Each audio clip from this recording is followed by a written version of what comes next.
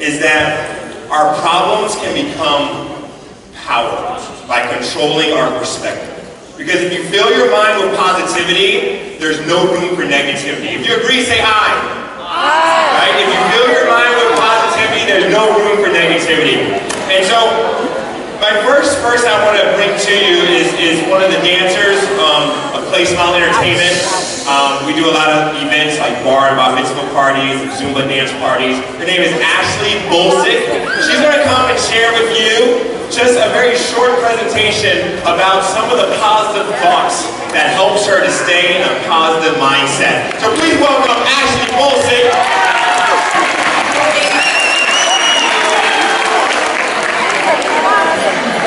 So as Lynn said, my name's Ashlea. I am about to be a junior at the University of Maryland. So kind of happy to see a bunch of University of Maryland attire out there. But I just wanted to be able to take this chance to talk to you about some of the personal experiences in my life that I think anyone can benefit from hearing.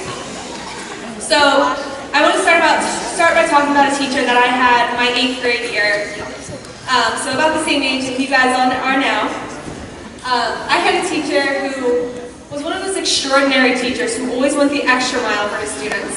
He went above and beyond teaching the curriculum. He wanted to teach us how to be better human beings.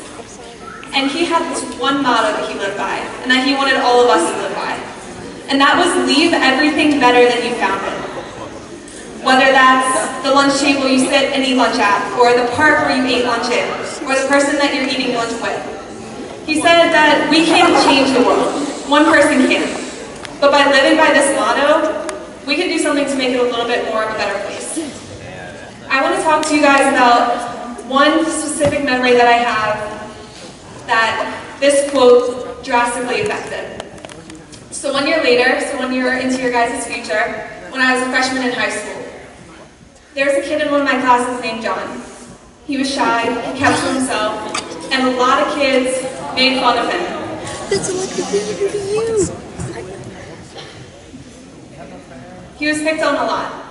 So I know what that's like. When I was your age, I was the target of the bullying. Always. So I knew what he was going through, and thinking about the quote that my 8th grade teacher told me, I decided to reach out to him to see if there's anything I could do to improve his school life. So I did. In the weeks that followed, he opened up to me about a lot. He told me a lot about his personal life, how his family was struggling financially, and how his father took out his anger about the financial problems they were facing on John and his siblings. It's stuff that you never would have known just by looking at him. So I want you guys to take a second, look at the people around you. Can you tell exactly what's going on in their life just by looking at them?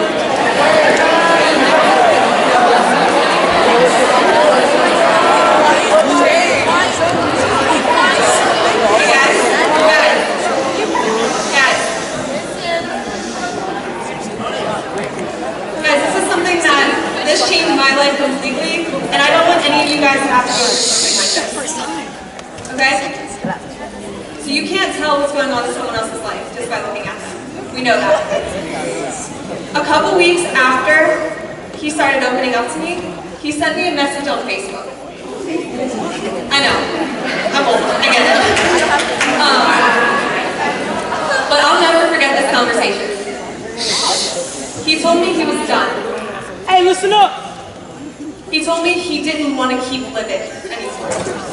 He told me he was giving up. He wanted to end everything.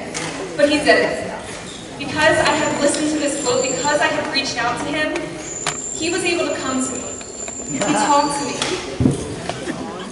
He let me talk him out of doing something that would devastate the lives of everyone around him. So because I was able to reach out to him, his little brothers and sisters still have their brother. His parents still have their son. So I want you to think about that.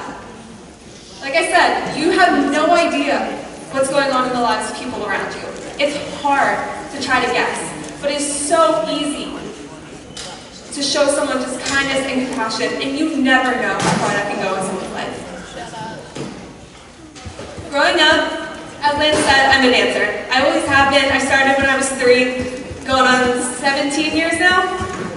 So naturally, I learned a ton of lessons from being a dancer. One of them was leave it all on the floor.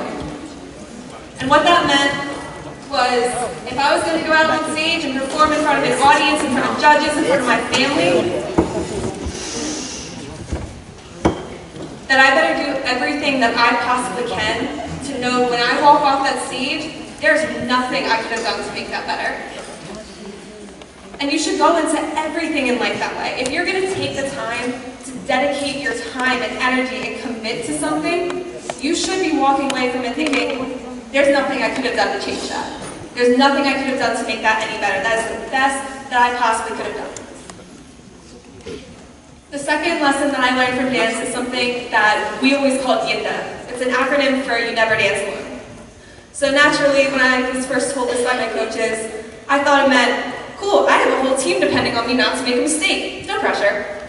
Like that kind of thing. It wasn't until one of my best friends wrote me a card, I think my sophomore year of high school, where I really realized what YINDA meant. I was struggling. I was going through a really rough time in my life, and she could see it. I wasn't showing up to things. I didn't feel like going out anymore, and she knew it. So she wrote me this card telling me how much she loved me and supported me, and she signed it YINDA. And in that moment I realized it's not about dance.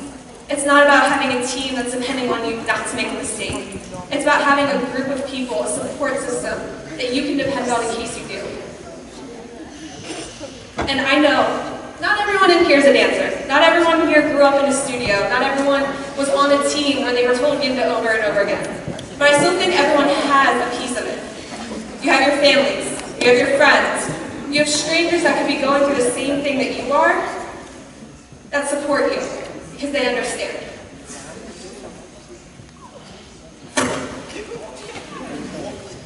So when I was going through a lot of these things, I didn't always realize the people that I had there.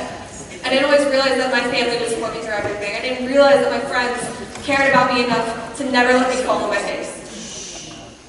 I thought I was alone in all my things.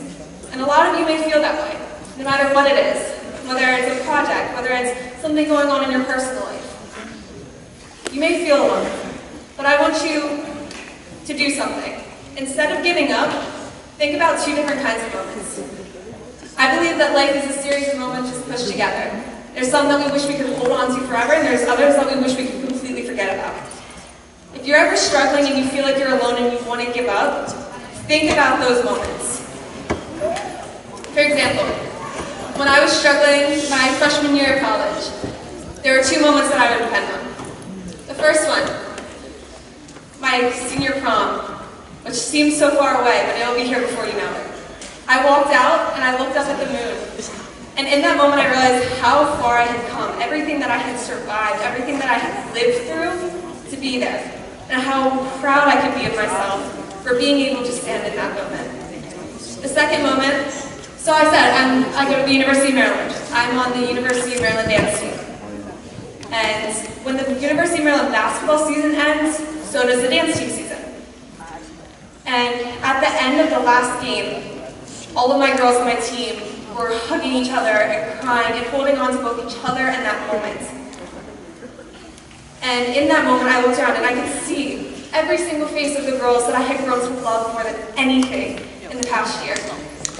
And how blessed I was to have the opportunity to work with these girls. I think about these moments because they're emotions that are pure bliss or pure happiness. But then I also think of the negative moments, the ones that hurt.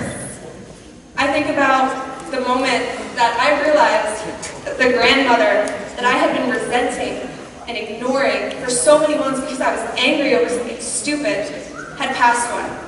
And I was never going to be able to look her in the eye again and tell her that I loved her and that I didn't need it. I think about both of these moments. I think about the good ones to show me what is waiting on the other side when you get through something like that, when you get through something hard or challenging. And I think about the bad moments to remember, I've been here before. I've made it through this and I can do it again. Now, clearly, I've made a lot of mistakes in my life. We all do. It's natural. But I think as a society, we have a problem of striving for perfection and becoming disappointed in ourselves when we don't get there. Perfection is unattainable. There's never going to be a point in your life when you know there's all there is to know. There's never going to be a point when you are beyond capable of making mistakes. So stop trying to fight it. Make mistakes and learn from them. Go through experiences, the ones that you've already gone through, the ones that you're about to go through, and see what you can learn from them.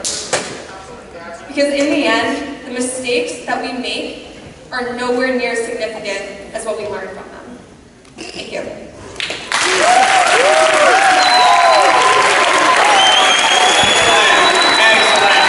Such a powerful, powerful message. And you know, everything really touched me, especially the part where she talked about her friend John, you know? Because it makes me realize how it's so true. You never know what a person is going through in their life, and you never know how your actions can impact somebody else, you know? And so, really excited about this presentation. And now I want to introduce you to somebody who you may have heard of before. Her name is Lilly White, local pop singer. I want to read to you a very short bio. Lilly White is a student currently transferring from the Montgomery College Music Department to the University of Maryland. She worked as a casualty operations specialist in the U.S. Army for about 6 years and spent time in Afghanistan, Kuwait, and Haiti. In 2013, she decided to get out of the military and focus on her music, her first love. Lilly was homeschooled and comes from a family of 9 children. And she struggled to be heard. Lilly is grateful to be a survivor against the odds, and she still quickly acknowledges that those experiences played and continue to play a large role in developing who she is today as a person and as a singer and songwriter and performer. And so I'm really excited to introduce to you Lilly, but before we do that, we need to have everybody stand up because Lily's going to come out. We're going to do a little performance at the very beginning. So everybody stand up, stand up. Everybody.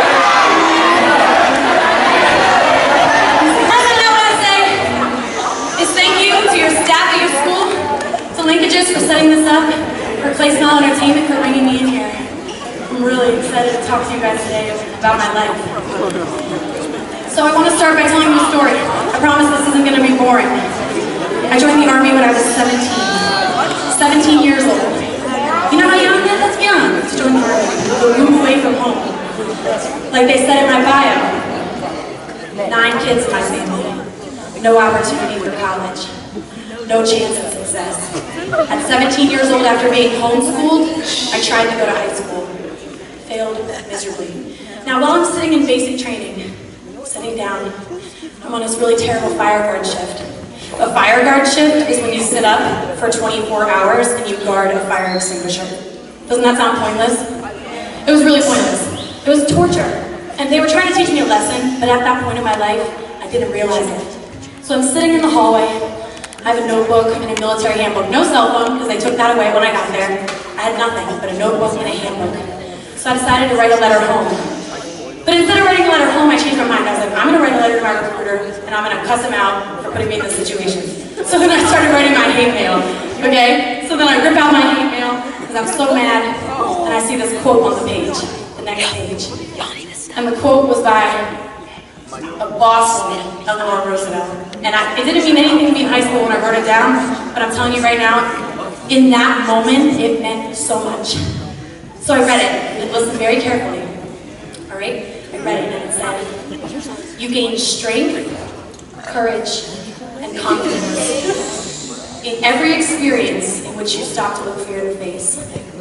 And I had to read that again, because it's a long quote, it's a lot of words, you're like, hold on. You gain in every experience, hold on, see I'm now messing up. You gain strength, courage, and confidence in every experience in which you stop to look fear in the face. I see you talking. In which you stop to look fear in the face. I needed to stop and look fear in the face because I was terrified at basic training. I was totally afraid. So today, I want to encourage you to forget about your fear. Forget about your fear of the unknown. Forget about worrying about college or finances or stress at home. Forget about your fear. You're going to be taken care of. You're going to be all right? Forget fear about what people think. I want you guys to just feel like you are empowered because you have the strength that you need to get by. So this kind of, I want to segue into another, like I said, illustration about something called value. And this is super important. All right, like I said, I've been through quite a few things in my life that brought me to where I need to pull out my notes. Give me 2 seconds. Okay. In order, thank you for being patient with me. In order to embrace our struggles, in order to overcome our problems, we must embrace our struggles, okay? So that means that in order to jump over this line, I have to accept that it's there, okay? In order to embrace those things, we need to overcome them, okay? Now, I want to just illustrate this with $1, okay? So I want to ask you guys, how much is this worth? Right, I kind of gave it away. So, hold on, maybe you're quiet or something, probably not. How much is this worth? $1. You guys are all so smart, and I love you so much. Yes, it's worth $1. Okay, now, shh, be quiet. Quiet, I'm not done. Point's not made yet. Shh. Don't piss me off. I was in Marvin. Okay, if I crumple up this $1, and I step on it, and I'm gonna stick it over there. You guys, what am I doing to this $1? I'm abusing this $1. I'm throwing dirt on its name. I am stepping, I'm stomping, I'm crumbling. I'm damaging this $1. I can talk louder than you. I am damaging this $1. If I damage this $1, does the value change? No. So what did you learn here? The value stays the same. That no matter what happens to you in your life, I mean, the value's still the same thing. You tape it up. I mean, we can talk about that later. Okay? So, everything can be fixed. Alright? That's the approach we're going to take. We're going to take the positive approach, alright? That value is going to stay the same. That no matter what the world does to you, they are not the ones that gave you your value. Therefore, they are not the ones that can take it away. If you hear me, let me hear you say thank you. Y'all hear me. Y'all hear me real good. Okay. That's what's up. So, value stays the same. And that's really important to remember as you're going through your day. And as you're being bullied in your schools, or you're suffering from abuse in your home. Last month I lost my brother. My older brother passed away due to a mental health related condition. That's the reason why this assembly means so much to me. It's because it's an opportunity for me to share with you guys some reflections that I feel as a sister who lost her brother a month ago to a mental health related condition. I need to tell you guys, in the weeks following his passing, I felt like crap. I felt like it was all my fault. How could my own brother not feel loved in our house? That I'm his sister, I'm there, like I felt like I was there, I should have reached out. How could my own brother not feel loved? It can happen in any home, in any family, in any circumstance, in any class, in any school. Okay? And the reason why I'm sharing this with you is because I had to turn this into something positive. In order to stand here in front of you today, this happened on April 18th. I was at school when it happened, okay? In order for me to stand here in front of you today and be okay, I am living proof that you can take your problems and turn them into positivity. If you hear me, let me hear you say thank you. Okay, there's my issues. I am not my issues. Stay with me. I am not my issues. You guys are not your issues. We all have issues. Yes, okay, one more time. I am not my issues. Now, quiet down. I want you to tap the person to your right, and I want you to not sexually tap them and just say, tap them and say, you got issues. Now tap the person to your left and say, I got them too. Alright, now be quiet. I'll wait. Don't worry, I'll wait. I guess y'all don't want me to sing no more.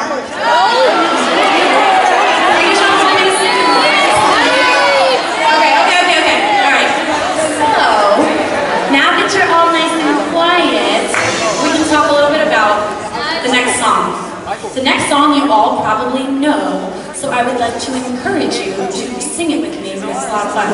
It's my version, so I put some Drake in it because I love Drake. Okay, so I'm gonna sing a song by Julia Michaels called Issues. Thank you. Okay? Now, I also blended it with the verse from Drake's Trust Issues at the end, so you guys can enjoy a little bit of both, because I like pop and R&B, so you know. Alright? So I want everybody to stand up. It's important that everybody stands up and be interactive. I want all the dancing, all the energy. If you're a dancer and you got energy, I want you to come up to the front. My dancers are gonna be up here on me, and then we're gonna have a party and we're gonna sit back there and talk some more. Let's go. Okay.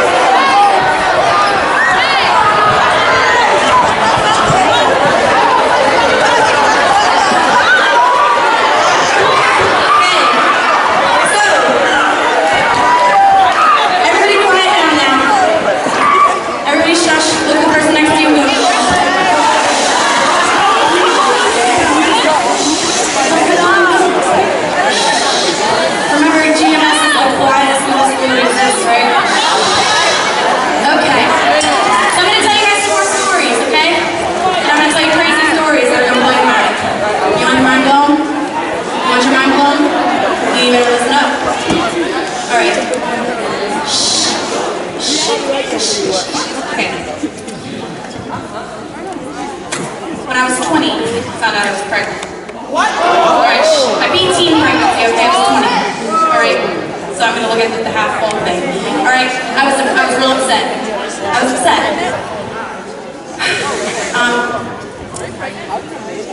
I made the choice to keep the baby, and I went to the doctor to get an ultrasound. During the ultrasound, this is real personal, don't talk during my personal story. Hey. So I was at the doctor's office, I was laying down on the thing, they had the ultrasound thing on my tummy, and then the doctor like freaked out. And I was like, what's wrong? And I was freaking out. And then I realized, the doctor comes in and she goes, ma'am, I'm so sorry, like we have to do an emergency surgery. You have a giant mass on your ovary, your left ovary, we have to take your whole ovary out like right now. And I was 20 years old, okay? You don't get ovarian cancer at 20 unless you're like cursed from hell, okay? Like, sorry, you don't. Like, but I did. And that's what I'm saying, is that if I had never been pregnant, I would have never gone to the doctor to get that ultrasound. If I didn't get the ultrasound, I would be dead right now. I wouldn't be standing here. So my baby, which was my worst fear, saved my life. You're so smart. It became my biggest blessing. Isn't that a miracle?